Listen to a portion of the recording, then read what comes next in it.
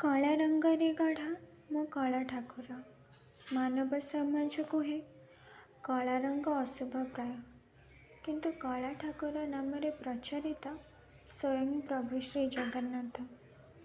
ମନ ମୋର ବ୍ୟାକୁଳିତ ଆଜି ଜଗା ତୋ ଦର୍ଶନ ପାଇଁ।